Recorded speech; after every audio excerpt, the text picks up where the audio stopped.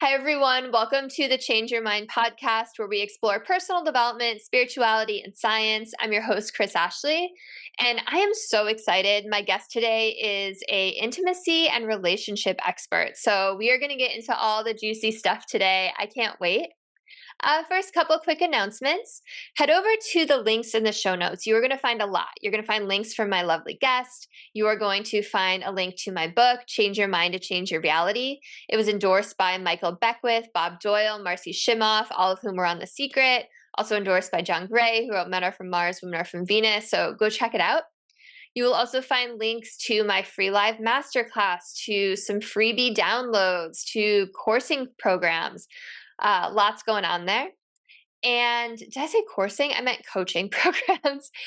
And as always, this podcast is part of the Los Angeles Tribune Podcast Network. We are doing a lot in the personal development space. I just hopped off a panel for a live event, so please just come check us out. A lot going on.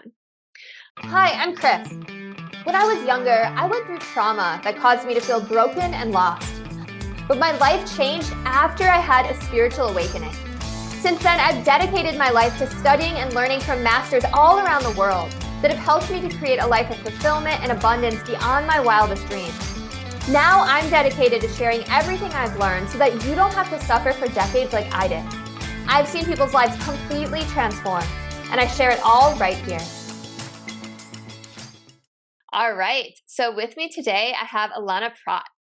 So Allana Pratt is a global media personality and go-to authority for those ready to heal heartbreak, live unapologetically, and attract a soul-shaking relationship. This Ivy League grad is the author of 6 books, has interviewed Whoopi, Goldberg, and Alanis Morissette, and hosts the edgy podcast Intimate Conversations.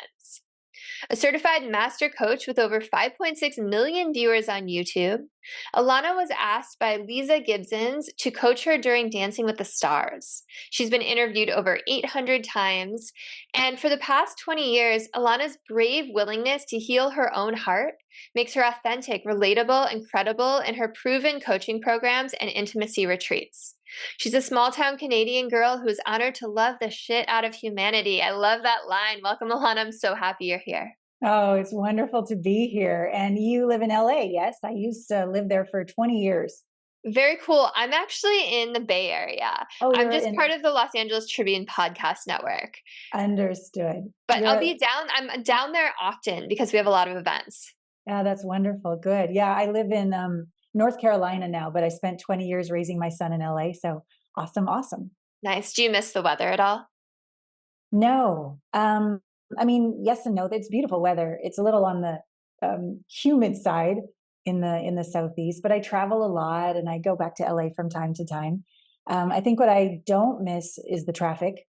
And there's something about Southern charm that I never knew existed, which I quite enjoy. And yeah. I don't know about you with your work, but sometimes we go where we're needed. Like if there's too much light, too much help in one area, sometimes I'm drawn to go live or work in another area where there isn't maybe the personal growth that we get so used to in California. So I'm shining my light on the other side of the continent. I love that. Like I've heard people say like, oh, why can't all these light workers and healers be in one spot? And it's like, no, we're positioned around the globe, right? And we're like forming this grid around the earth almost, right? Yeah. Oh, I got shivers when you said that. That's exactly what we're doing. Yeah. It's energetic and it's real. So thanks for getting that right out of the gate. I love it. Yeah, I love that. Okay, so I always start my shows the exact same way, and that is by asking my guests what is their origin story. So I would love for you to share what prompted you to even be an intimacy and relationship coach. Like, what was that journey like for you? That's about a 3-hour conversation and get a bottle of wine, but I'll do my best. Perfect. I'll do my best to be quick. So as you heard, I'm a small town Canadian girl, so British Columbia. And I didn't want to be a pharmacist and take over Pratt's Pharmacy, the little drugstore with the big heart. I didn't want to be a teacher like my mom, although I am a form of a teacher. I didn't like the box in which she wasn't paid very well. And I wanted to be really valued for what it is I offered and have no ceiling on how I could teach. I also didn't want to be a therapist and pretend like if I met you in the grocery store that I didn't know you. I want my clients, I love my clients, they're my family. So I found my way on Uncle Phil's 18-wheeler semi from Vancouver, British Columbia, down to Los Angeles when I was 19. And I was going to be a dancer. I quit college. Parents were pissed off. And I was good enough, talented enough, brave enough, but I didn't have a working visa. So I, with $40 left to my name, I got a job dancing in Japan. So I moved all the way over to Tokyo, and I was a dancer and a model and a spokesperson. And I ended up spending 4 years there, making more money than my parents combined and doing really, really well, backpacking all over Asia. And this is where I first moved into intimacy. I didn't call myself an intimacy expert right out of the gate. But what I found, I was in a show, and Kris, I was dancing with these girls from the Moulin Rouge, and they thought their bodies were temples, divine temples. And I was very concerned about what you thought about my body, competition with women. Did men think I was hot? It was very much in my head. And I did not see myself as beauty itself. I was either beautiful or not as beautiful as her. It was very competitive, very insecure. And these women were completely different. They were radiant. And so I remember going to Thailand for a vacation in between contracts. And I walked up and down this beach on Koh Phangan. It's where all the full moon rave parties were. But by day, I was committed, Kris, to walk up and down until I no longer cared what people thought and I could just be present. And it took days. I sobbed. I was so insecure. I just could not get out of my head comparing myself to others and quite frankly, be afraid of men's attention. And it was on this last turn back where I just said, oh, just screw it. I guess I'm going to be insecure forever. Where I had one of my first direct experiences where the ground fell away, the gravity fell away. I was one with the sand and the water and the mist of the ocean in the breeze. And every single person I looked at looked like a bodhisattva. Like there was just oneness with the earth and people. And then my body, I was one with my body and I felt like beauty herself. And of course it didn't last. A direct experience with our true nature is like a flash of enlightenment. But I'm like, okay, I'm on to something here. There is a path to oneness with body, mind, and spirit. So much of my spiritual journey has just been about spirit, like leave the body, go have unity consciousness and oneness. But we're humans on a planet. How do we live that in our body, in interaction with our sisters and our brothers and our lovers and our kids? So that was back when I was like in my early 20s. Many, many things in between then and now. Couple ex-husbands, custody battle, criminal assault boyfriend. A lot of crazy shit went down over the decades after. But I kept being on the path personally of why was I attracting emotionally unavailable partners, abusive partners? What was going on? Because I'm smart. I'm an Ivy League grad of cum laude university, Columbia University. So it wasn't my lack of brains, and it certainly wasn't my lack of intention or my beautiful heart. But I kept attracting relationships that didn't work. But I had a skill set to help others. I could see their blind spots, but as we all know, we can't see our own blind spot. And it was only after that last relationship where it ended in criminal assault, and he pleaded guilty, where I'm like, okay, we need to figure this out. And what I discovered is that if we can imagine an iceberg, the tip of the iceberg, that would be our conscious mind, our beliefs, our thoughts, our stories. It's what we're aware of. But 95, 92, 95% is subconscious, the iceberg under the water. And that is a frequency sending out 24/7 what's going on in there. And I had level 4 hypervigilant trauma from being molested as a kid growing up. And all my body and my frequency was nonstop 24/7 going, where's the abuser to survive? Where's the abuser to survive? It didn't understand past, present, and future. It didn't have a better point of view. It was just mayday, mayday all the time. I had no clue until I began a certain type of protocol with plant medicine, psychedelic somatic integration. So it's not plant medicine that I did 25 years ago, like ayahuasca, which was great, or psilocybin, which was great. Like I know that I'm one with all and that you are me and I am you and we are one. Like I know that, but it still didn't do any good to change my behaviors relationship wise. And it wasn't just romantic. It was also professional, financial decisions. It was across the board. And when I started this protocol, which you stay in tier 1 in the body, you're not drunk, you're not stoned, you're not checking out, you're talking with your facilitator. It's one-on-one, it's not a group journey. And my facilitator helped me stay in my body from leaving level 4 trauma all the way through level 3, 2, 1, and 0. And in that journey home, that's when the memories all came back. The smells came back. The sensations came back. The words came back. It was terrifying to discover what had happened. But it was also freeing, Kris, because I'm like, oh, that's why I can't seem to get it together with men romantically or professionally. And I was able to heal that trauma and stop that behavior that was running the show subconsciously. I had forgiveness for myself. And I became even more relatable to my clients who are very successful people with the best of intentions. They do all the work and they're spiritual, the whole thing, but they still can't quite get it right in their relationships. It's subconscious. It's not conscious. And when we can align our subconscious and our conscious together in wholeness and in oneness, addictions end, sabotaging patterns end, marriages thrive. And it's been tremendously freeing for me and very fulfilling to watch my clients literally transform their lives. Wow, thank you so much for sharing all of that. You like lit up at the end when you were talking about how freeing it has been for you. Yeah. And wow, what a journey. I literally got goosebumps when you were talking about that moment of enlightenment on the beach. And you know, I have so many questions. I want to ask the deeper questions, but first I have to ask about this plant medicine journey. Like what is it exactly? What was it that you were taking? And what is the process called? The psychedelic somatic integration. So Okay. tier 1 is the body.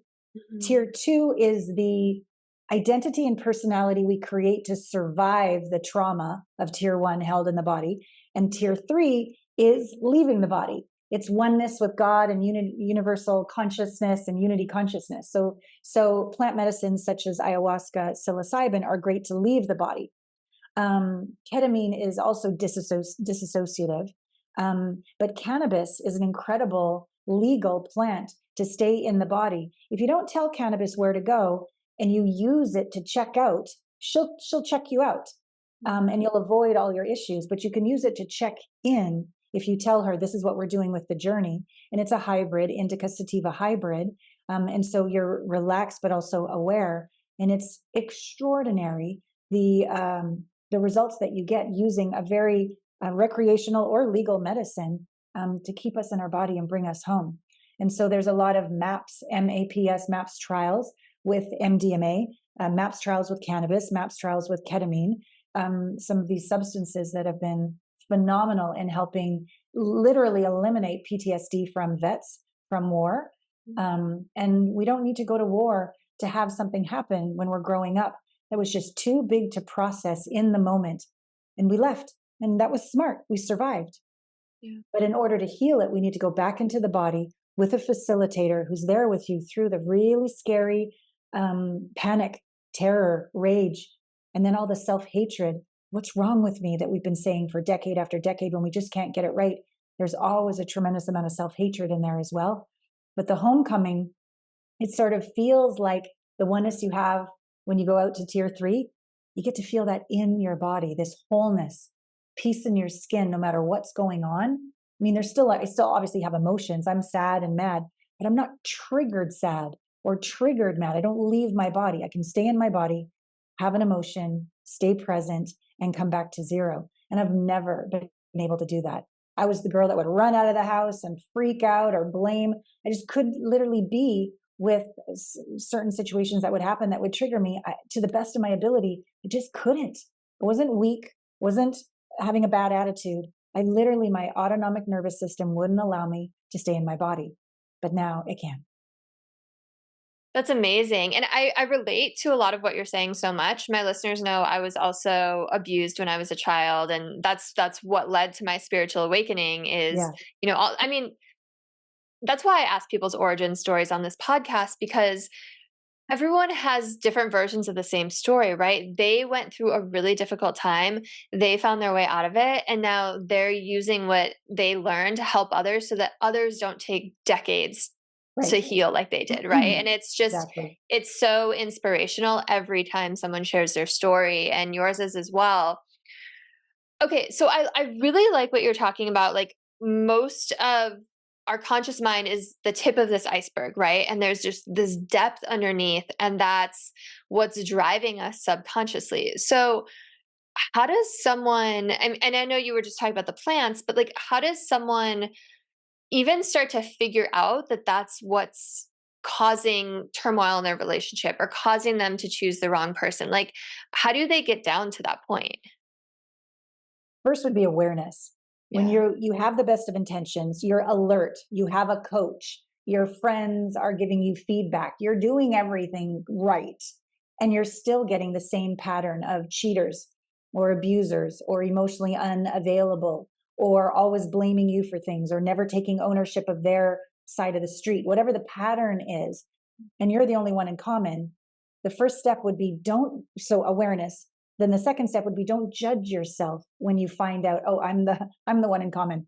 And I was the one in common with all the story that I told you. So awareness, don't judge yourself, and then curiosity.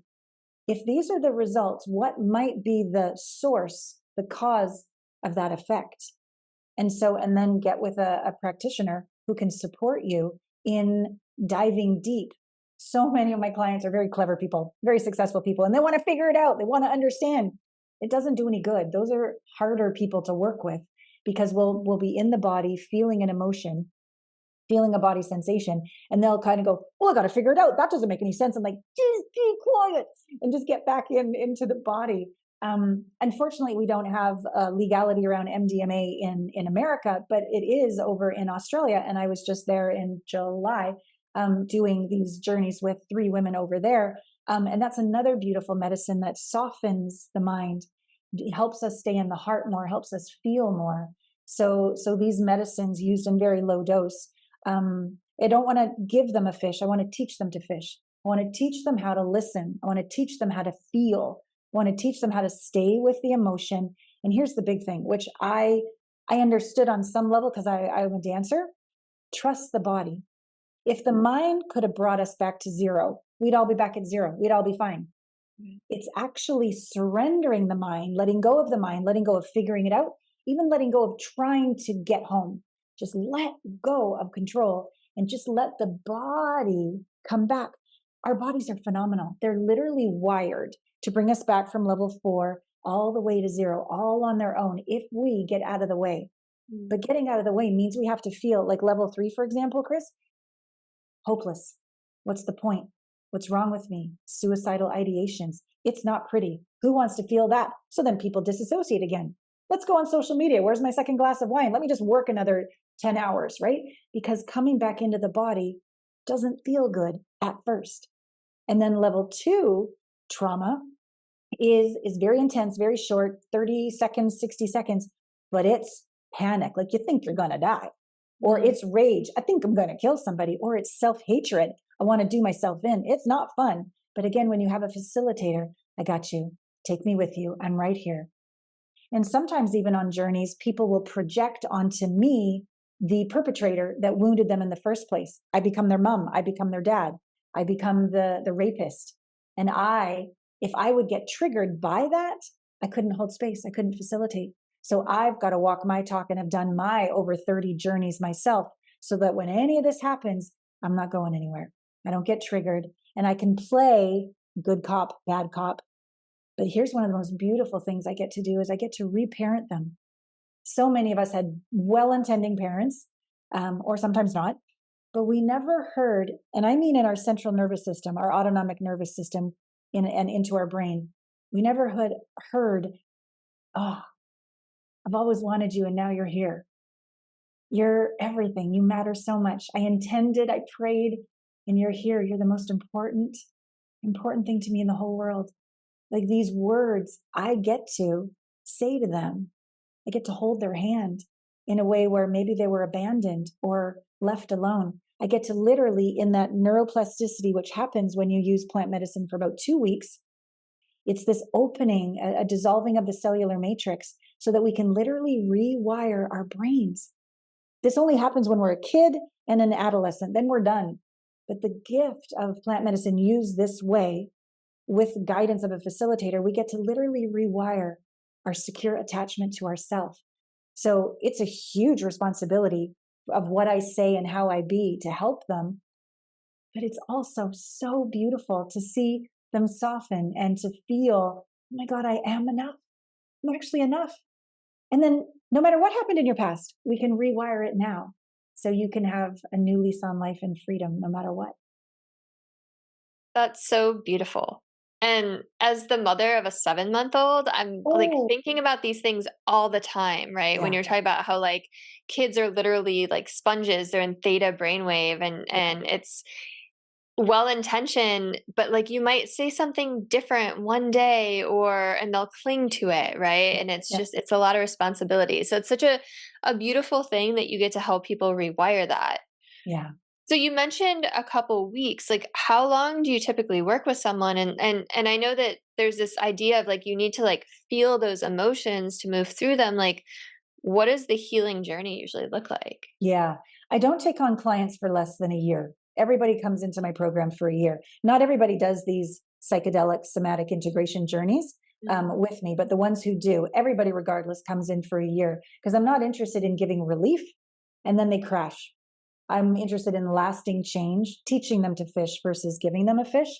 What happens with these psychedelic somatic integration journeys, the journey itself is not the quick fix. It's what we get to integrate, excavate, and bring back to zero. Then the real work begins, the real integration begins. So we do private sessions, we do weekly group sessions, and we do an annual retreat. So you're in community, you're one-on-one with me, and we have these psychedelic somatic integration immersions.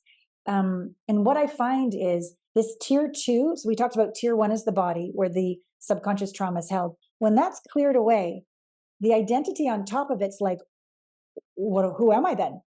I don't have to be this way with guys, be this way with gals. I don't have to, is this the job I want?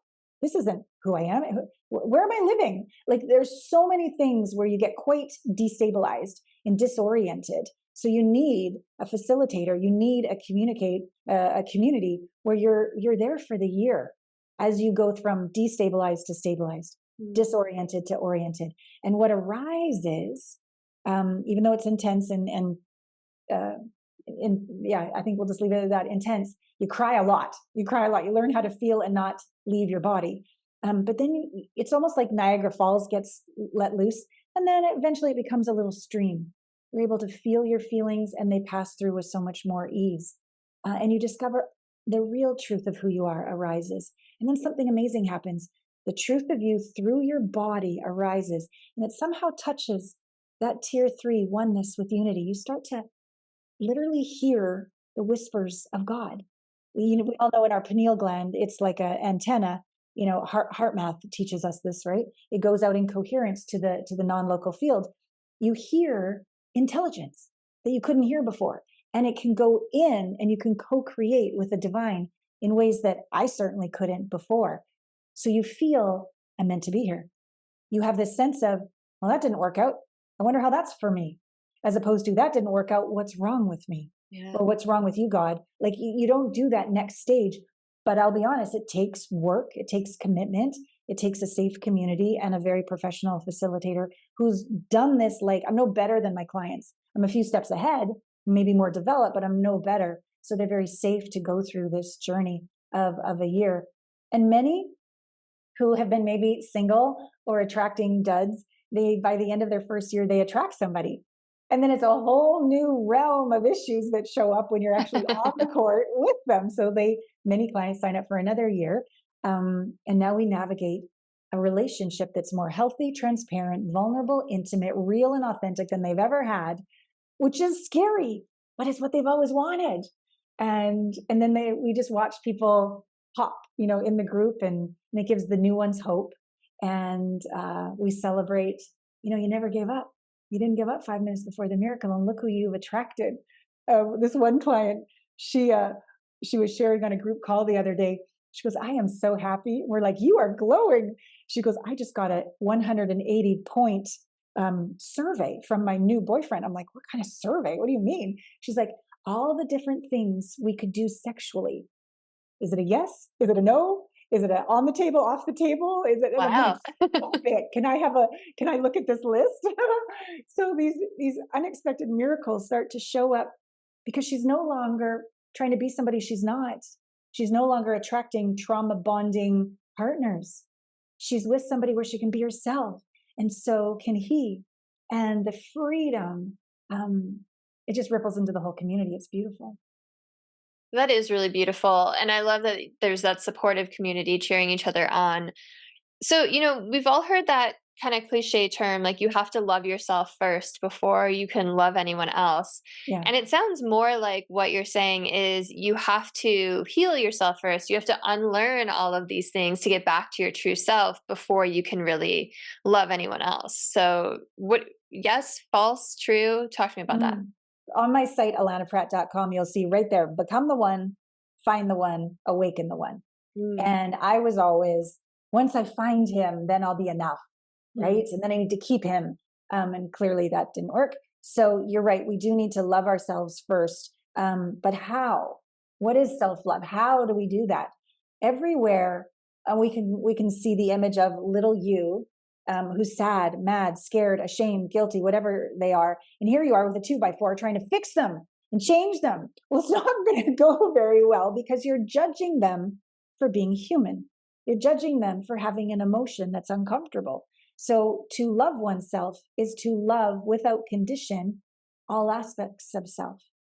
So when we go into these healing journeys, whether it's a private coaching call, or whether it's a medicine journey, whether it's at a retreat, whether it's on a group call, and an emotion will arise, we've been trained, let's just push that down. Boys don't cry. Let's keep it together. All the rest of it.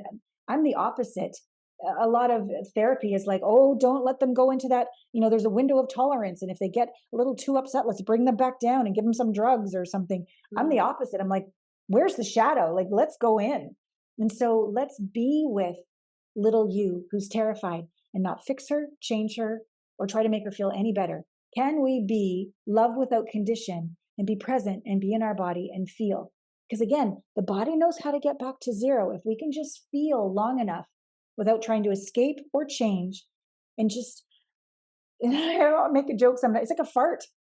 You just sort of let the fart through, or like a gas pain. Just let it get through. It'll leave. It'll be fine. Just relax and breathe, and it'll pass.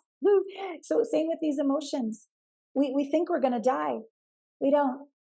It's uncomfortable. But then we don't just have fear turn into peace. We don't just have self-hatred turn into self-love. We don't just have, terror, panic turn into peace, or rage, fury turn into calmness. We do. But it's not like we get rid of those bad things. There's an alchemy that happens because we can't create or destroy energy, right? So it has to only change. So literally we're alchemizing, is that a word? We're creating alchemy with these uncomfortable emotions, and they turn into superpowers that are embodied for the rest of your life. So when you go through one of these, it's a coaching call or a journey or what have you, we're going to be excavating some really uncomfortable things. We're going to feel them. But when we're done feeling them, they've literally transformed into a higher vibration. Like you earned it. You became confidence. You became surrender. You became forgiveness. It's not a cognitive thought. It's an embodiment. It's a vibration. And no one and no thing and no circumstance can take that away from you. And so over a year, when there's all these different emotions that we begin integrating, you feel not happy because of the circumstances. You feel joyful for no reason. You don't feel strong. I got through it. Aren't I good enough? No, you just feel like courage itself. Like, bring it, life, what you got. I'll always get back up again. And if I fall down, I won't judge myself anymore. I will get down in the gutter and I will say, hey, that was tough. And we'll have compassion with self.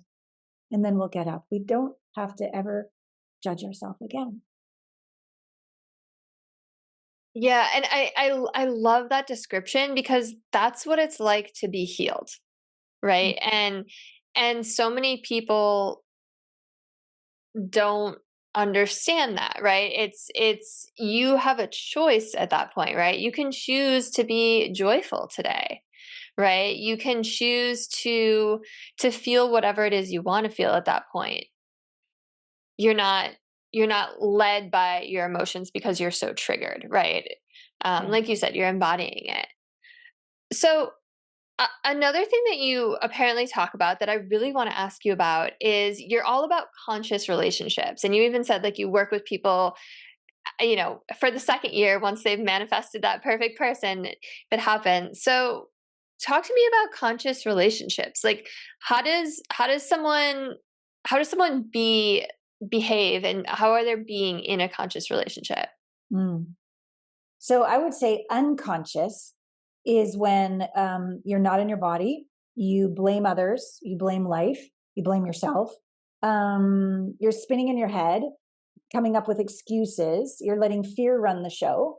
I would say conscious is not like you don't have fear anymore, but you're aware of the fear. You're not going to judge other or self. You're going to sit in the fire. You're going to integrate it into more courage and bravery as you engage in life. So that would be like a conscious way of engaging with an emotion.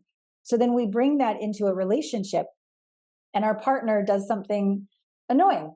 Because you can be with your own emotions, sit with them, they do something that triggers you or annoys you, and you don't make them wrong. You don't leave or abort. You don't try to fix or change them. You don't make them the source of your safety nor the source of your demise, right? You're two sovereign whole beings, each doing your own work. And I didn't do that for my first two marriages. They were the source of my worth and safety. And so I tried to be a people pleaser so they wouldn't leave, or I tried to change them and fix them so they could be what I thought I needed because they completed me. So that didn't work. So now that I've chosen, and with my clients, we choose to take full ownership of our own self, be conscious ourself, be whole ourself. It's now this conscious relationship. You could call it, instead of a soulmate, maybe like a whole mate. That's a way Dr. Mark Gaffney and Dr. Barbara Marx Hubbard, before she passed, would speak of. And I love this because what happens when it's two whole people together, not perfect, because we never get there. I think we're always doing the work. But two whole people who take full ownership and do the work and grow, it's not 1 + 1 is 2. It's 1 + 1 is infinity, because this figure 8 starts to happen. Back in the transactional soulmate, you complete me, it's like transactional back and forth. But in a whole mate or conscious relationship, it's this figure 8 that goes back and forth. You literally, by who you're being, and you're a stand for them, and you love them, and you're not going to fix or judge them or control them, you become this energy that awakens something in them that was asleep. That in the presence of this relationship, they become more. And then the same goes the other direction. And so it's 1 + 1 is infinity, not just for yourself and for each other and for your children, your beautiful 7-month-old, but for humanity. Like all of life gets better because we are in this conscious relationship. It's easy to be asleep and it's hard to be awake. So to be in a conscious relationship means you've got to own your shit all the time. You gotta have your own women's group or your own men's group. You've got to have date night. You've got to do dyad practices, communication practices. You need to water the plant. You need to clip off the leaves that are dying. You need to be curious every morning and grateful and shower them with sunlight and sunshine of praise and appreciation. It takes more work, but 1 + 1 is infinity. That outcome, that result, I'm in, because it's magic. It's gratitude that brings you to tears. It's, again, waking up for no reason and feeling fulfilled, peaceful, and grateful. The couples that come to me, because I work with singles who tend to find the one after they become the one, but I also work with couples who want to change the one, and that's not working.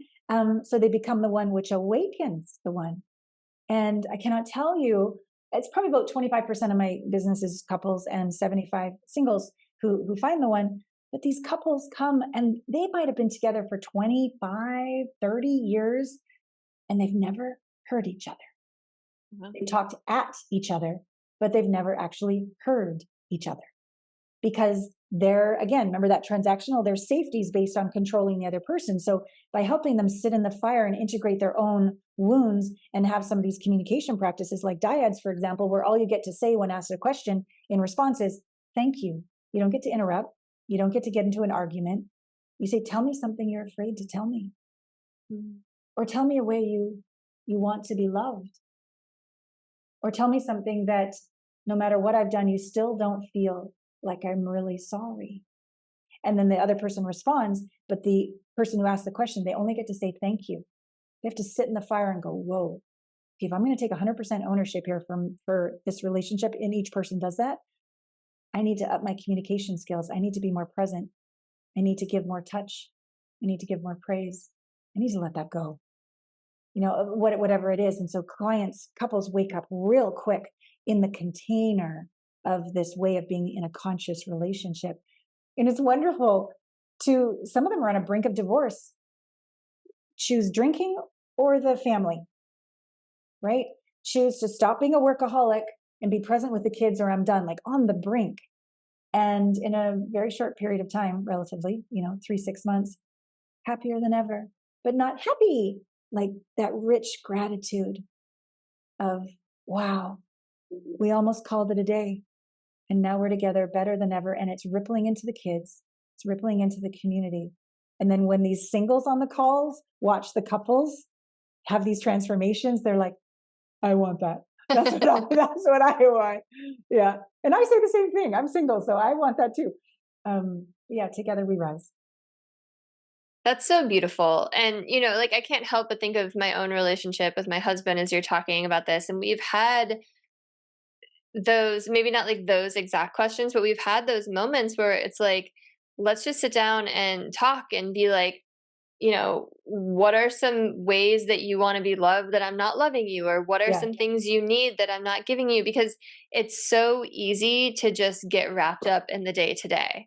Yeah. Right. Especially with a baby. It's like, Sure. and it's also easy to snap at each other when you're tired, or whenever, people just come home from work and it's just like, let's just get dinner going. And, it's really carving that out. And I appreciate this reminder. I'm grateful to be in a conscious relationship, but like you said, it's not like a one and done. It's like a continual, because we're all evolving too, right? Like needs evolve.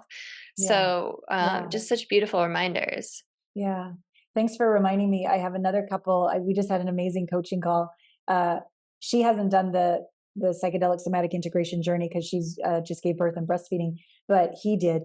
And we had a follow-up coaching call, and they're not having a lot of sex.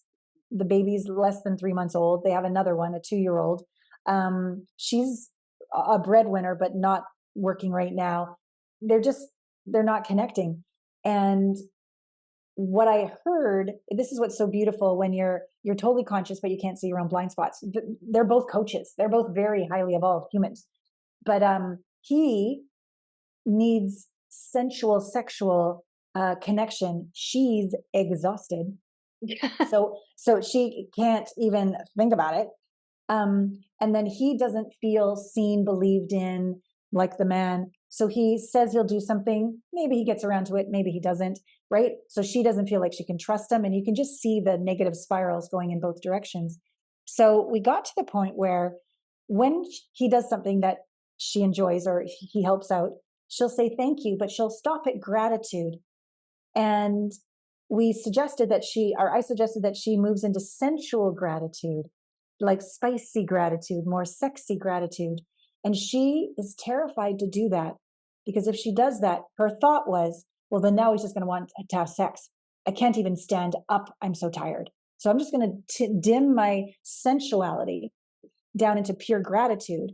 But then to him, just being thankful is like, meh. And he doesn't have that. He really feeds off of her sensuality for work.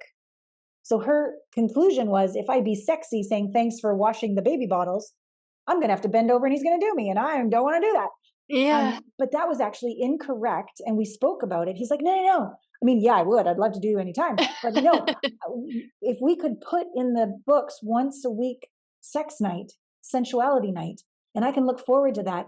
I can use your sensuality to knock out that website, to get on the call with my next, lead. I can be more enlivened by your sensuality. And she's like, really? She goes, I want to give you my sensuality. I feel good when it flows through my body. I just only have this much energy. So we created this boundary. We created this agreement. If you, then I. So if you, he said, would be willing to say thank you with, and I can't wait till Thursday because it's our sexy time. He's like, yeah. And he goes off and he gets more done. And then if he would say to her, what she needs every day is not just we got this, because they both were equally contributing financially entrepreneurs. But now that there's the 2 kids, he's taking over the money right now. And it's terrifying her. It's making her feel guilty and scared.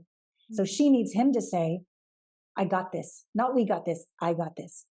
But then she's like, that's actually not enough either. I got this, and I need to know he did it. I need the result. For me to actually calm down, I need to see a checklist. And so we were totally naughty. And I'm like, okay, got this. So if you would do what you say you're going to do, the bookend, I got this, and then read the checklist, you're probably going to get a lot of blowjobs. I'm just saying right now. And they both like totally laugh. She's like, oh, yeah, if you would give me a 7-point presentation of everything you did, drop your pants, I'm in. They were laughing. But the playfulness was back because they were each able to ask for what they wanted with more support from me to get really to the core of exactly where the fear was of going all the way to give, all the way to receive. And now we got that figure 8 that I was talking about before. Before it was very polite transactional gratitude. There's nothing wrong with that, but it wasn't feeding either of them and they weren't in the flow together. But by being willing to bring in this sacred intimacy, verbally, physically, energetically, taking actual steps, all the things, they were right back on the same page again. And it was beautiful. I love that story so much. And it was making me think that, oftentimes we will get frustrated, we meaning everyone, will get frustrated because we want something from our partner, but we don't take the time to really drill down. Like, that's why a coach is so great, like an expert like you, right? We don't take the time to drill down, like, what is it that I actually need to see? Instead, we get defensive or we snap or we get bossy or we nag because we feel like our needs aren't getting met, right? And so the other person reacts, and then it's happening with them too. But it would just be so much easier if we could just be like, this is what I need. But sometimes we don't even realize it enough to verbalize it, right? Yeah. Yeah. Well, and that's another thing about being in our body or disassociating. When it's just too much overwhelm, we do this little respite thing and we go out of our body and we disassociate just to like try to keep it together. And we look calm, but we're really kind of checked out. We're numb. So to come back in the body and to feel our feelings, which will direct what we actually need, is scary. It's hard. It's depressing. It's suicidal. It's infuriating. It's panic. It's all these things. It's self-hatred. It's all, I'll just leave again. But then we never get in touch with what we really desire. So that's part 1. Part 2, I don't know how you were raised, but like, I can do it myself. Like, I want to be this, I can do it all on my own, and boys don't cry, and women are badass bitch bosses. And like asking for help is scary. A lot of people have it wired that that's a sign of weakness or failure, when in fact 1 + 1 = infinity, right? So we're actually more when we support one another. So there's many layers to slowing down, feeling into our needs, and then asking for them. And then the last step would be receiving them. Do we feel worthy of support? Do we feel worthy of someone having our back? Do we feel worthy of saying, I don't have the energy, thank you. Thank you for helping me. And not shaming ourselves, blaming ourselves, feeling inadequate, and not even receiving this beautiful gift that we just had the courage to ask for, but we can't even let it in. So for this last couple we were speaking of, so much of her worth has been about being such a successful businesswoman. And he's going to pay off her credit card. She was having trouble receiving that because her worth was her accomplishments. So that's another piece about this whole cycle. Is your worth and your accomplishments collapsed? Or can we uncollapse them? Our worth is our worth. I am that I am. End of story. My accomplishments, they come and go. The size of my ass comes and goes. The size of my bank account comes and goes, right? These are things that change, and I love all that I've accomplished. But when I'm really getting down on myself, I have to wonder, have I collapsed them again? Am I only going to be happy when I get the outcome? Or am I willing to be enough fulfilled today on every single step of the journey, and not wait till the end or wait till I get what I want to be whole? That's actually the last relationship I was in, Kris, was the biggest homecoming for me in terms of finally not needing him to be a certain way for me to be whole. And it was painful, but it was very helpful. He's a very driven man, always go, go, go, not so present. And he forgot that the Christmas present he got me, tickets to go see Alanis Morissette, he's in a band, And so his band got offered a gig the same day. So he sold the tickets and he didn't tell me. And it hurt. And before all the integration work that I'd done, I would have blamed and stormed off, gone to the beach, cried my face off, done something like that. But I'm practicing. I sat there right when he told me that. And I just kind of outwardly expressed what I was going through in the moment. Devastated. And he looked at me and I just closed my eyes, devastated. And I felt for a good 90 seconds devastated. And I let my body on its own go to the next place, hopeless. I'm not important. I'm not valued. And I let him watch me feel through all of this. And then I let my body go to the next place. And it was that, like that relief place. I'm like, you forgot. I forgive you. And that took probably about 4 to 5 minutes to actually watch me go through all of that in real time. And normally when he had done things similarly in the past, I would have reacted or stormed off. But this was different. And the look on his face was unlike anything I'd ever seen. He actually had remorse. Before, all he had was justification and blame and defensiveness and excuses. But this time he owned it and he said, I'm so sorry. I am so embarrassed that I forgot that that's what I got you for Christmas. Please forgive me. In the end, that was still an overall trend in the relationship. So the relationship didn't make it, but it didn't end in that blame thing. I felt proud of the evolution of my own consciousness within that relationship to not have his behavior determine my wholeness. My wholeness is my responsibility. Yeah, absolutely. And it's like such a amazing moment that you came so far, right? And I it seems like he wasn't defensive in that moment because you weren't blaming him, Correct. Totally. right? 100%. 100%. Yeah. Yeah. Because it's like we can only be responsible for our own reactions, not someone else's. Right. But if we react true to ourselves and communicate effectively and even like listen with empathy, then that other person isn't going to get so triggered either. Totally. It's good for all. Yeah. Yeah. And that's why I say 1 + 1 is infinity. What does that really mean? It means we actually both grow into better people together for ourselves and for the world. That's what a conscious relationship is. Yeah. Yeah. I love that. It's like you're side by side as a team, which is how it should be. Mm. So I wanted to ask something. You were talking about feeling worthy of accepting that gift. And you were talking about your client whose husband was going to pay off her credit card. And I was just thinking in the moment, like, if that was me, would I be feeling unworthy? And I was like, I would be feeling guilty, Mm. right? Because it's like, if that was my sense of worth, like my career and bringing that to the table, and then I had to kind of forgo that because of, my current circumstances, I would feel guilt. And it made me wonder, like, when we feel guilt, is it really unworthiness? And guilt is kind of that top layer, that top emotion. I'm just curious what your thought is. Yeah, it's a really great insight. Guilt is self-punishment. Oh, That's totally. the way I see it. So who would punish oneself? Someone who hates themselves, criticizes themselves, loathes themselves. In all of my coaching journeys, there comes a time when we finally face how much we hate each other, hate ourselves, sorry. And normally we just blame each other. But we can really get real with what's under the guilt, what's under the self-punishment. What is the presupposition of needing to punish ourselves? I must be wrong. I must be bad.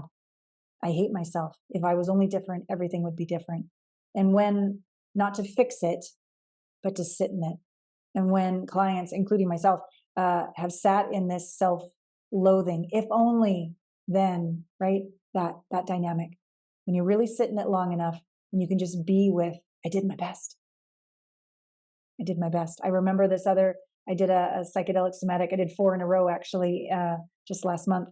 And the last lady, very successful woman, still hadn't forgiven herself, loved to hate herself. And we finally got at the very, very end, I did my best. And she just started sobbing, but she had to feel through how much she hadn't forgiven herself, all that her daughters had to go through, all the, the carnage of her decisions. And she finally got to, I did my best. And then everything just gets very quiet. And we no longer need to have the feelings of guilt just don't really live there anymore. Their foundation got dissolved, and they dissolve. And so shame and guilt are very interlinked. Shame is I'm bad. Guilt is, I did something bad. So when we're no longer bad, the guilt has nothing to rest upon. And we can simply be humbled, for damn sure. Definitely humbled. I think I'm more humbled than ever, and more gracious to receive things, and more quick to apologize, more quick to own my things, because there's nothing to get defensive about, because I've already forgiven myself. I'm already home inside of myself. Before that, just the slightest bit of you even looking at me weird, I would start to justify and get a bit of an edge up or plead and prove my case. I don't need to do that. I mean, I'm not perfect, but I don't do that much anymore. I can actually get into the other person's world and go, wow, from your point of view, I can totally see how you feel that way. I'm so sorry. I never was able to do that before. And then they feel so seen. And then they're able to go, oh, well, actually, it was just made me feel triggered and made me feel not enough. And we just get into this vulnerable, intimate moment of truth. And it's exquisite. And it brings people closer. It's how you resolve conflict into an even closer relationship. Wow. That's incredible. That's so powerful. And that's a place that I'm like striving to get to right now. So, it's very admirable. And I'm sorry to like go back to this guilt thing, but I'm like really fascinated by it. And with everything you said, like there are people who I know who just have this stream of consciousness that's negative and self-hatred, right? That's their self-talk.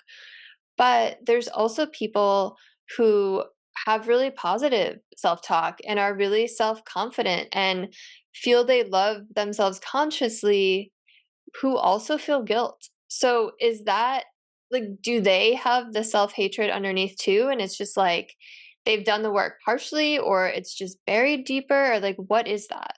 I'd have to talk to them about what they were guilty about, I think, to get to see whether it was actually subconscious and unintegrated trauma or triggers, or healthy guilt, I guess we could call it, is when you were not conscious for a moment, because nobody's totally perfect, and you did something without thinking, and you feel a sense of remorse or regret. Like healthy regret or healthy remorse could be verbalized as guilt. And that's actually good, because it will inspire you to be more present next time. It'll inspire you to own where you messed up. It'll inspire you to clean up your mess. So it could be a healthy way for you to be humble and own your mistake. Or on the other hand, like you were saying before, it could be, as we said, the conscious mind is quite small. It could be an indication that, oh, there's actually some subconscious work to do in there. And let's go have a look. Even though when I go into working with somebody for a year, we know where they are and where they want to get to, and that's our intention. How we're going to get there, shit if I know. And when we go into all of this subconscious work, we reveal things that I don't know. I might have an intuition around it, but it's subconscious to them and subconscious to me. I don't know. But as we go in, we're like, oh, and we put the pieces together. All the puzzle pieces start to fall into place, and now it all makes sense that this is how you were raised and this is what you chose. And then that's when the kind of the click happens, or the big aha and the transformation happen, is when our spinning mind doesn't have to go, why at 3 a.m. in the morning? Why did I do that? Why didn't I? Why? When the why can get quiet and it all makes sense, because we've integrated what's actually running the show. And that's when the self-forgiveness comes in. That's where the allowance of all. And even that's when, oh, the universe was not against me. The universe was always guiding me. Oh, thanks, universe. Wow, you really have my back. Like you have a sense of peace in your skin and safety on the planet when it all makes not sense up here. It's almost like this aligned. When everything's aligned, you're like, okay. Because I don't know about you, but some things that have gone down, I was like, God, hate you. How could you? And when I was like, oh, that was how I needed to learn that lesson. In hindsight, got it. That was tough, but thank you. I did the work. You knew I would do the work. That's why you gave me that. Got it. And now look what's possible. For example, I learned about psychedelic somatic integration work from the gentleman who pleaded guilty for criminal assault. Wow. right? So my soul knew I needed that level of wake up call. I needed to be humbled that much. Domestic violence shelter, right? Like all of it, to really go a good attitude and one more certification and work your ass off on the weekend and make a difference and all the things that were running because I was running away from feeling how terrified I was inside my body. And it took that level of being humbled and the universe going, and here's the tool that's going to take you home. So no matter what's happened, when you do this work, you can embody the knowing that everything's for us and nothing's against us. Not like some Pollyanna bumper sticker, but like for realsy. Our soul actually knows what it's doing. And if we can listen and do the work, we're always going to not only get our autonomic nervous system home, we can enjoy the journey of being alive. What a beautiful note to end this conversation on. Allana, it has been such a pleasure to have you on. And I am sure listeners want to know where they can find you, how they can work with you, what you're offering right now. So please let us know. Oh, thank you. So my site is my name, allanapratt.com. Lots of resources on there, lots of complimentary trainings, etc. YouTube, as you said, 5.5 million views, lots of videos there. Just type in what your issue is and a lot should come up. I have my own podcast, Intimate Conversations, lots of great interviews there. I do have something I wanted to give them a discount to if they wanted to take the first very inexpensive step. I have a program, as I said, Become the One, Find the One, Awaken the One. So this is the first one, Become the One. And it's my website, allanapratt.com/become intro. And it's a $57 3-video program. But if you put in the code BTO22, Become the One, BTO22, it's only $22. And so that's an inexpensive way to get a taste of the work that I do in a 3-video series. And then that way it'll be in my world. And we've got an immersion coming up. We have a mastery program coming up. We have our annual retreat in the new year. We have lots of things. And then lastly, if you're like, oh no, I want to talk directly to her. There is on my site, it's called an intimacy breakthrough experience. And that is a way we can have a one-on-one discovery call and just get right down to basics. You'll fill out an application and we will connect and see which of my programs are a fit and get you started on your journey with me and with this beautiful community. Amazing. Thank you so much. And you have just been such a joy to talk to. Like I said earlier, you are just like lit up talking about all of these, like you're glowing and it's just been such a pleasure. Likewise. And I love this doing the podcast because I get to speak to inspirational people. So thank you for being one of them. If you're listening and this resonated with you and there's someone in your life you want to send it to, please share it. Like, comment, share, subscribe, all the things. I will see you all next time. Have a beautiful rest of your day.